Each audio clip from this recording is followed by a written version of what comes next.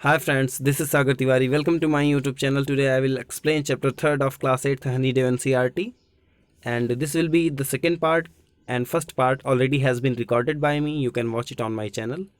Let us start here. By 1829, Britain was exporting British goods worth 7 crore rupees to India. 1829 तक जो Britain था वो भारत को लगभग 7 करोड़ रुपए का एक्सपोर्ट कर रहा था। मीन्स यहाँ पे जो चीज़ें भेज रहा था वो 7 करोड़ रुपए तक की होती थी। The British prospered on the company's loot while Indian industries began to die. जो ब्रिटिश लोग थे वो कंपनी की लूट के कारण प्रॉस्पर्ड होते गए, मीन्स समृद्ध होते गए, जबकि भारतीय जो उद्योग थे वो ख़त्म होते चले गए। Governor general Bentinck reported back to home. Governor general जो बैंटिक थे उन्होंने ब्रिटेन में रिपोर्ट की या बताया, the bones of cotton weavers are bleaching the plains of India. जो भारतीय कॉटन उगाने वाले हैं उनकी जो बोन्स हैं वो भारत भूमि को ब्लीच कर रही हैं, सफ़ेद कर रही हैं। यू कैन से वो अब भी जो है कॉटन उगा रहे हैं।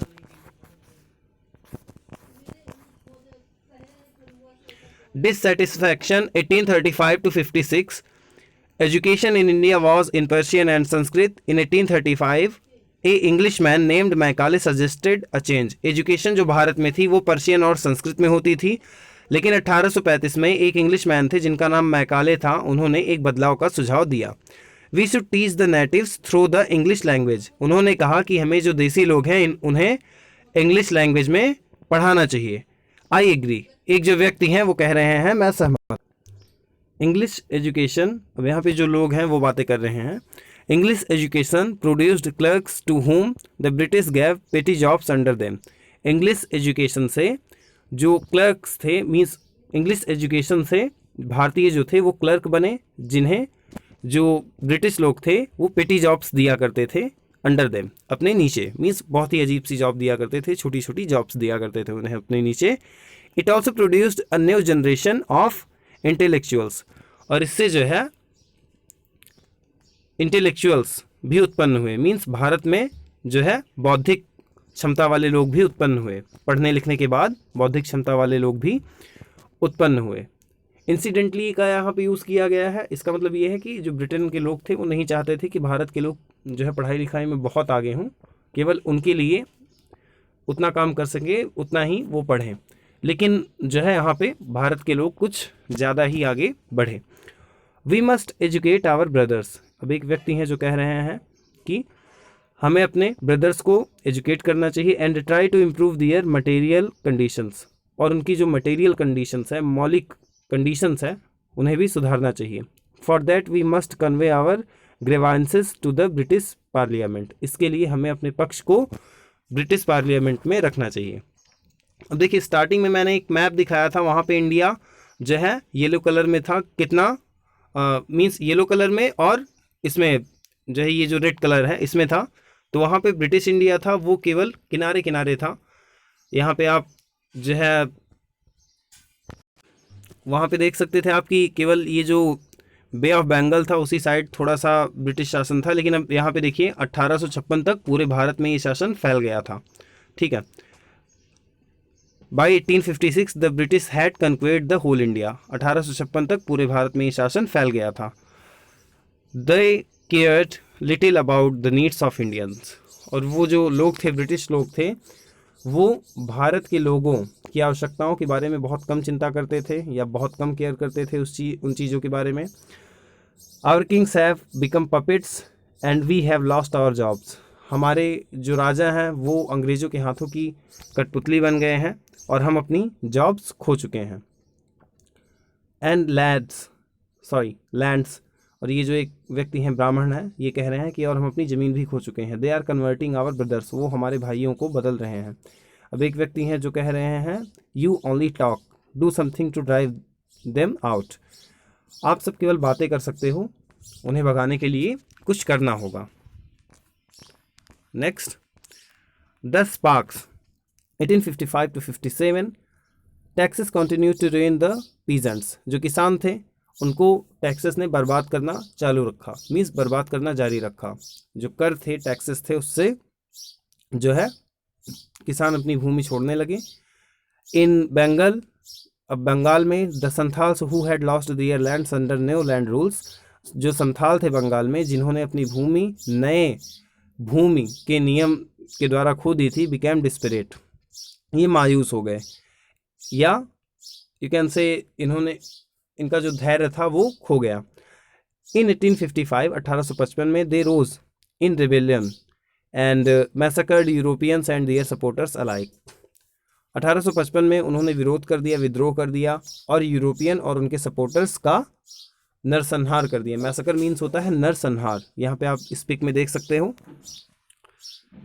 Discontent was brewing in the East India company's army too. East India Company की जो आर्मी थी उसमें भी जो है डिसकॉन्टेंट हो रहा था, असंतोष हो रहा था।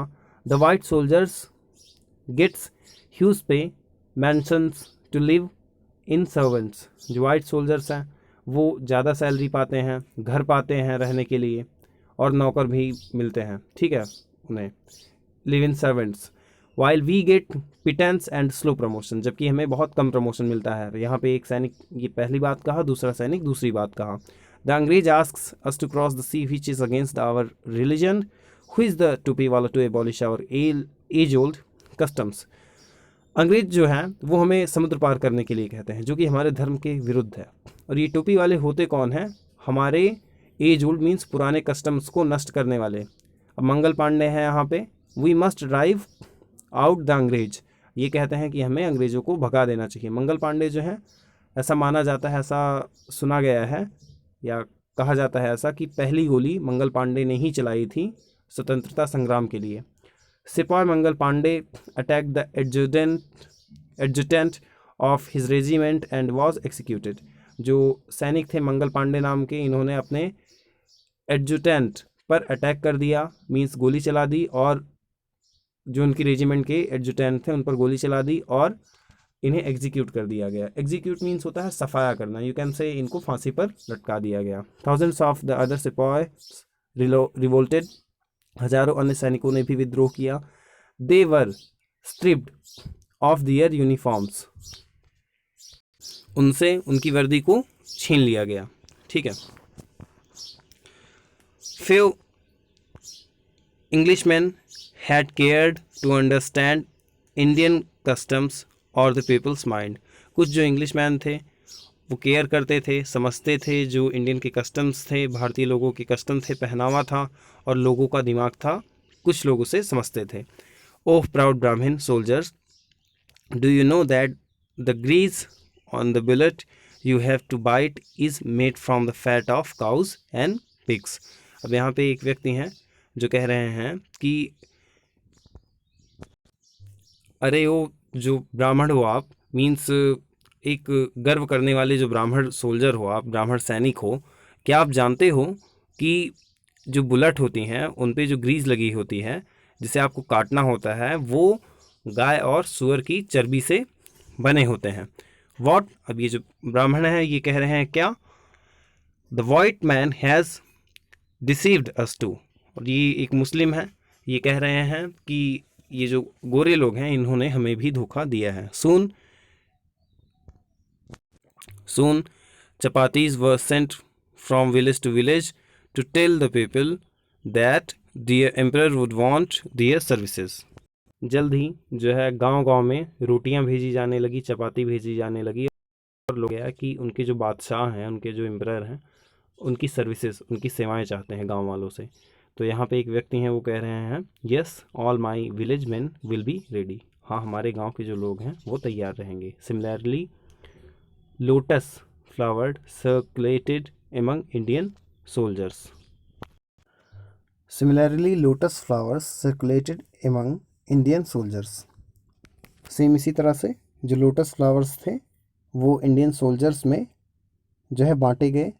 यू कैन से जैसे इस तरफ से चपाती बांटी जा रही है, रोटी बांटी जा रही है लोगों में, और उन्हें बताया जा रहा है कि अब आपको जो है एम्परर की मदद करनी होगी, इसी तरह से इंडियन सोल्जर्स में जो है लोटस फ्लावर्स बांटे गए। Death to the foreigner. यहाँ पे देखिए 2 सैनिक हैं, ये कह रहे हैं फॉरनर्स को मार दिया जाए। The masses gave all help and shelter to the patriots. जो जनता थी उसने हेल्प दी, किसे? पैट्रियट्स को, मीन्स देशभक्तों को। शेल्टर मीन्स रहने की जगह दी और उनकी मदद की। रिवोल्ट 1857। रिवोल्ट मीन्स होता है विद्रोह। Then there was a violent outbreak at Meerut. तब जो है यहाँ पे एक हिंसक झड़प हुई। कहाँ पे? मेरठ में। तब मेरठ में एक हिंसक झड़प हुई। The sipahis marched to Delhi. जो सैनिक थे वो दिल्ली की तरफ गए। Long live our emperor Bahadur Shah. अब जो बहादुर शाह जफ़र थे, इनकी जो लंबी उम्र थी उनकी कामना की गई यहाँ के लोगों के द्वारा। लोग इकट्ठा हुए, हिंदू मुस्लिम्स सारे इकट्ठे हुए और अंग्रेज़ों के ख़िलाफ़ यहाँ पे विद्रोह किया गया। अब देखिए जो बहादुर शाह जफ़र थे, ये इनकी एज बहुत ज़्यादा हो गई थी। इन्होंने कोई युद्ध नहीं लड़ा था उस समय। इनका एक जो है सेनापति था बख्त खान, युद्ध उसने लड़ा था, लेकिन फिर भी ये मुगलिया सल्तनत के आखिरी वारिस थे, इसलिए पूरी भारत की जनता इन्हें अपना बादशाह मानती थी। और उस समय जो है अंग्रेज़ों के द्वारा बहुत ही ज़्यादा अत्याचार किए जा रहे थे। The rebellion spread wider. जो रेबिलियन थे वो बड़े पैमाने पर फैल गए। विद्रोही बड़े पैमाने पर फैल गए। उन्होंने विद्रोह करना स्टार्ट किया। Many landlords had lost their lands because of the British policies and they were sore. बहुत से लैंडलॉर्ड्स ने, ज़मींदारों ने अपनी जो ज़मीन थी वो ब्रिटिश पॉलिसीज़ के अंतर्गत खो दी थी और अब वो नाराज़ थे। शोर मीन्स नाराज़ होना। The white man's rule must end. जो अंग्रेज हैं इनका शासन अवश्य ही खत्म होना चाहिए। एक व्यक्ति यहाँ पे कह रहे हैं yes we will help you. हाँ, हम तुम्हारी मदद करेंगे। जो यहाँ पे नाराज़ लोग थे वो जो है सैनिकों से और जनता से ये बातें कर रहे हैं जो लैंडलॉर्ड्स थे कि हाँ हम तुम्हारी मदद करेंगे। The fight for freedom 1857 many farmers rulers like Begum Hazrat Mahal of Lucknow were bitter. जो फॉर्मर रूलर्स थे, मीन्स जो पहले के शासक थे, जैसे बेगम हजरत महल, उन्होंने भी जो है यू कैन से अपना रोल प्ले किया वहाँ पे और वो भी जो है आक्रामक हो गए। ठीक है। The white man has taken away my kingdom. जो गोरे लोग हैं, अंग्रेज लोग हैं, उन्होंने मेरी किंगडम को, मेरी राजधानी को मुझसे ले लिया है। पॉपुलर लीडर्स लाइक मौलवी Ahmadullah of Faizabad told the people. जो पॉपुलर लीडर्स थे जैसे मौलवी अहमदुल्ला जो कि फैजाबाद के थे, उन्होंने लोगों को बताया राइज ब्रदर्स राइज, उठो भाइयों उठो, द अंग्रेज इज़ रूइनिंग आवर लैंड। जो अंग्रेज हैं वो हमारी ज़मीन को बर्बाद कर रहे हैं। अब यहाँ पे देखिए एक पार्ट शायद छूट गया था इसका, बेगम हजरत महल वाले पैराग्राफ में। They joined and upsurged against the foreigner. ये जो बेगम हजरत महल थी उन्होंने जो है लोगों का साथ दिया और इसमें बढ़ चढ़ के भाग लिया इस आंदोलन में। The people rose everywhere and in Bareilly, Kanpur and Allahabad. जो व्यक्ति थे, लोग थे, उन्होंने हर जगह आवाज़ उठाई, जैसे बरेली, कानपुर और इलाहाबाद। अजीमुल्ला खान टोल्ड तात्या टोपे। अजीमुल्ला खान जो थे उन्होंने तात्या टोपे को बताया we should have Peshwa Nana Saheb as our leader in this war of independence. हमें पेशवा नाना साहब को हमारे लीडर के रूप में चुनना चाहिए इस स्वतंत्रता संग्राम में, या इस स्वतंत्रता संग्राम में हमें पेशवा नाना साहब को अपने लीडर के तौर पर चुनना चाहिए। The patriots pronounced upon the British and fought pitched battles all over the north India. जो पैट्रियट्स थे उन्होंने ब्रिटिशर्स पर युद्ध की घोषणा की और पूरे नॉर्थ इंडिया में युद्ध लड़ा। अब यहाँ पे देखिए 80-year-old Kunwar Singh of Bihar received a bullet in his wrist. जो 80-year-old मीन्स 80 साल के कुंवर सिंह थे बिहार के, उनको जो है एक बुलेट उनकी कलाई में लग गई। Mother Ganga this is my last offering to you. और उन्होंने जो है गंगा नदी पे देखिए अपना हाथ काटते हुए कहा कि ये मेरी अंतिम बलि है आपके सामने। Offering means you can say पूजा भी होता है, बलि भी होती है, कुछ भी कह सकते हो आप। तो ये कह रहे हैं कि ये मेरी आपको अंतिम बलि है। उनकी कलाई में गोली लग गई थी और उन्होंने अपना हाथ जो है काट दिया था, इस तरह से जैसे आप नाव पे बैठे हैं, आप देख सकते हो इन्हें।